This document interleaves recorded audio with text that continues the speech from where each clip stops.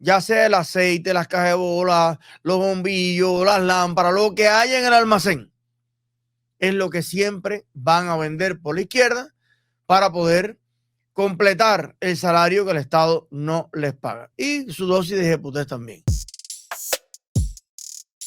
Denuncian corrupción con el robo de los juguetes que Maduro anunció que le regalarían a los niños por Navidad. Maduro está queriendo comprar al pueblo venezolano con cualquier espejito.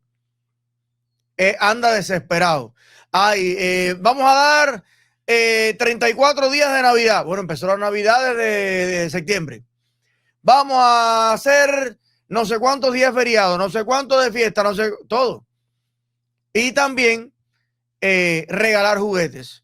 Bueno, pues los juguetes, su propia gente encargada de repartir los juguetes, mira cómo se los roban.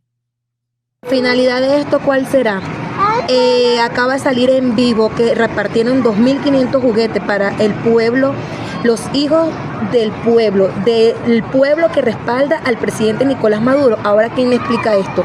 Ve la cantidad de juguetes que se están llevando detrás del edificio de los Jardines del Valle. El parque, Residencias El Parque. Ahora, ¿quién me explica esto? Donde están, ahí se ven policías, gente de la misma comunidad. Explíqueme usted esto. Explíqueme esto, presidente Nicolás Maduro. Usted mandó estos juguetes para los niños. ¿Y por qué estos adultos se lo tienen que llevar? Cuando muchos niños quedaron ahí abajo llorando porque los papás no tienen cómo comprarle algo y vean cómo se lo están llevando. Es que, señores, el comunismo y la corrupción son dos alas de un mismo pájaro, de un mismo buitre. Recuerde que cualquiera que trabaja para el gobierno, en el comunismo especialmente, la corrupción es en todos los sistemas, pero en el comunismo es exponencial, es total. ¿Por qué? Porque un funcionario público en cualquier otro país gana un salario en dólares que es un salario competitivo, generalmente incluso superiores a los de la empresa privada, cosa que tampoco es justa para los trabajadores privados. Pero en el caso del comunismo, un trabajador estatal lo que gana es una mierda. Y el único incentivo que tiene el trabajador estatal es los recursos que controla. Ya sea el aceite, las cajas de bola, los bombillos, las lámparas, lo que haya en el almacén. Es lo que siempre van a vender por la izquierda para poder completar el salario que el Estado no les paga. Y su dosis de ejecutez también. Bueno, pues ahí está. El país petrolero más rico del mundo. Ahí están los funcionarios de Maduro robándole los juguetes a los niños para venderlos en la calle. Por eso te digo, no importa la cantidad de dinero que tú destines, tú le puedes regalar el mundo a las dictaduras. Y es como echarlo a un saco sin fondo. Por cierto, al mismo Maduro le cantaron las 40 en la cuestionada institución OEA. Vamos a ver. El mundo González Urrutia. Señor, ¿qué no entiende usted, Maduro? Señor, se tiene que ir de ahí. Ya no lo respalda nadie. Que algunos leen los derechos humanos de una forma cuando pasa en algunos lados y pasa en otros los leen de otra forma. Son los mismos derechos humanos. ¿Qué creen? Que hay 8 millones de venezolanos que salieron a hacer turismo por el mundo y no se entiende. Entonces el tono es este. Y habrá que seguir insistiendo. Y si tenemos que sesionar 10 días, 15 días, 20 días, habrá que seguirlo haciendo.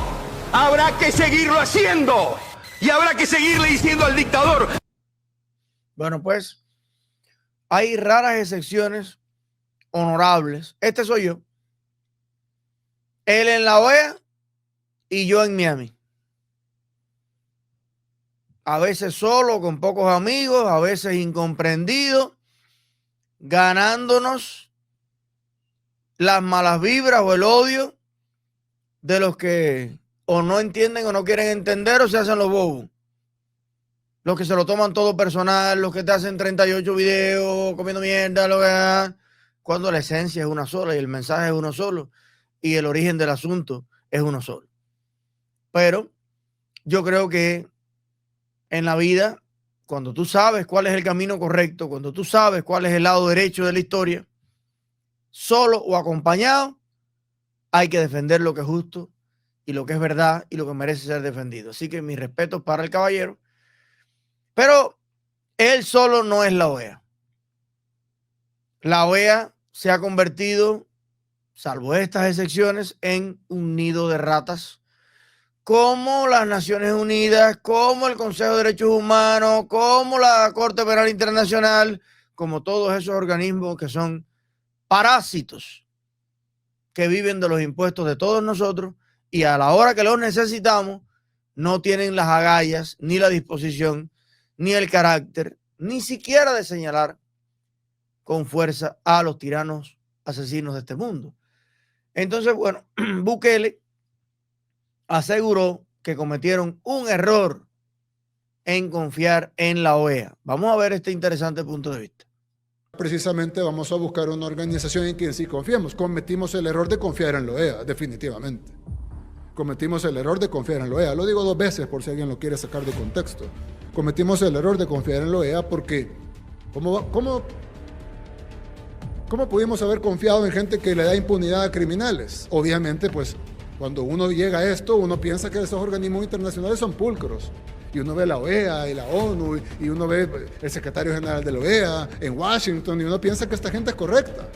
Claro, cuando uno ya entra en esto y se da cuenta que las cosas no son como las pintan, que la comunidad internacional en su gran conjunto es hipócrita y cínica y caen ante grandes abusos a los derechos humanos verdaderos, donde asesinan gente en la calle y asesinan manifestantes en la calle y guardan absoluto silencio, pero en El Salvador, donde nunca hemos lanzado una lata de gas lacrimógeno en mi gobierno y en 2 años, nos han condenado como 80 veces por violaciones a los derechos humanos y nunca hemos lanzado una lata de gas lacrimógeno.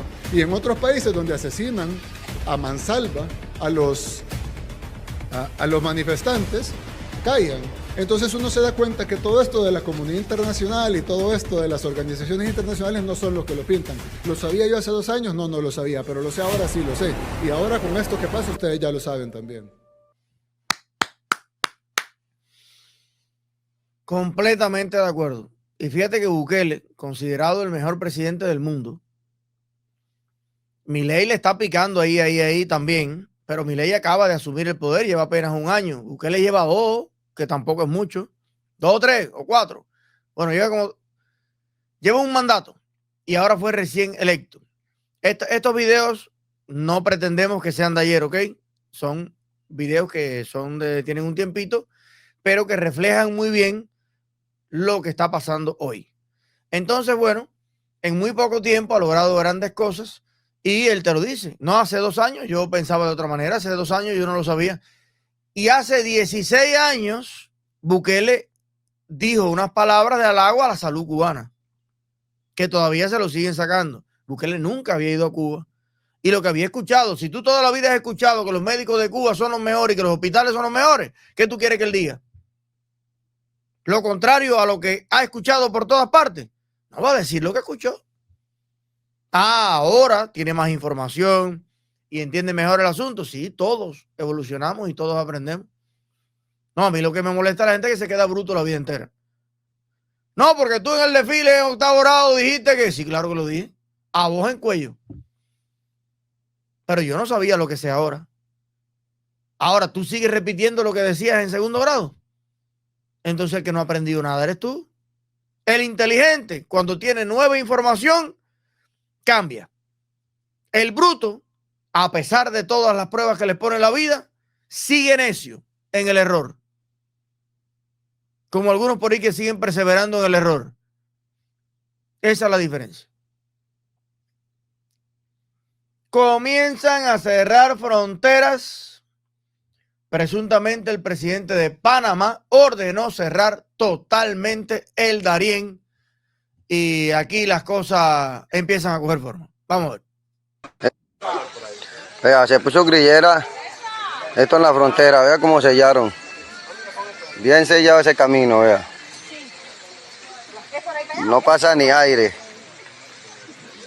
¿Cómo que no pasa nadie? ¿Qué más inteligente hay? Solo de paso. Bueno.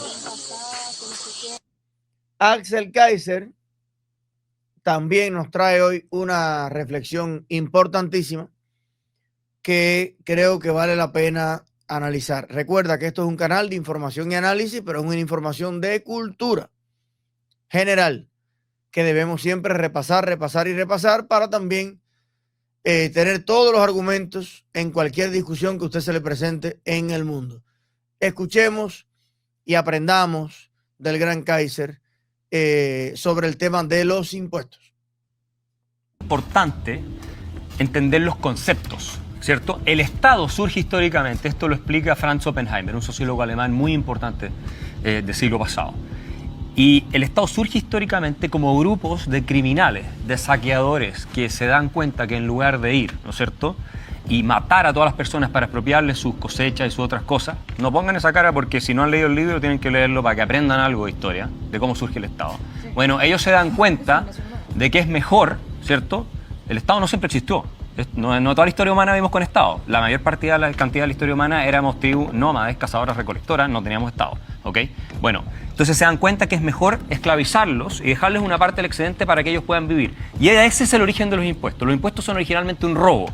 Ahora, hay que decir en favor de la estructura del Estado que de ahí se empiezan a generar desarrollos de lealtad y otras cuestiones en que el mismo opresor empieza a convertirse en un protector. ¿De quién? De fuerzas extranjeras que podían venir a invadir y entre ellos mismos. Y así surge el Estado. Max Weber, el famoso sociólogo alemán, uno de los más grandes sociólogos de historia, define el Estado de la siguiente manera: como una organización humana, ¿cierto? Un grupo de personas que ejerce dentro de un territorio determinado la violencia considerada legítima. Dice, es una relación de dominación. El Estado es una relación de dominación. Eso lo dice Max Weber textualmente. Los impuestos son un robo. Dagas nos lo define de la misma manera, el Premio Nobel de Economía, de manera muy similar. Entonces, ¿qué ocurre? Las contribuciones a los bienes raíces son una expresión de esta tradición histórica. ¿Quiénes defienden de manera abierta, así casi como una cuestión moral, los impuestos? Los que son estatólatras, los que viven del Estado, los que creen que el Estado tiene que resolverlo todo y se han comprado toda esta falacia, ¿no es cierto?, de que nos arregla la vida cuando en realidad está hecho para saquearnos.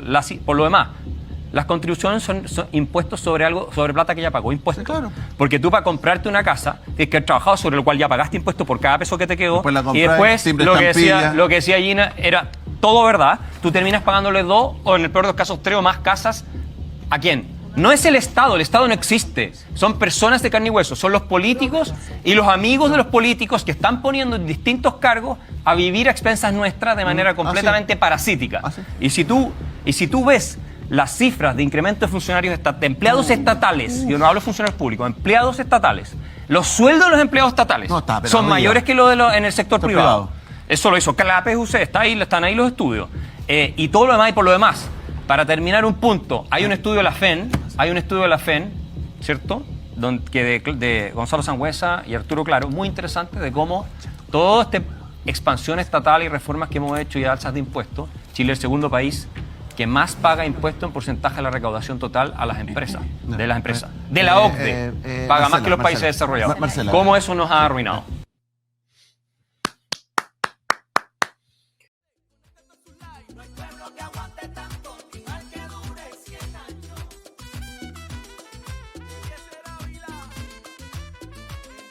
No hay pueblo que aguante.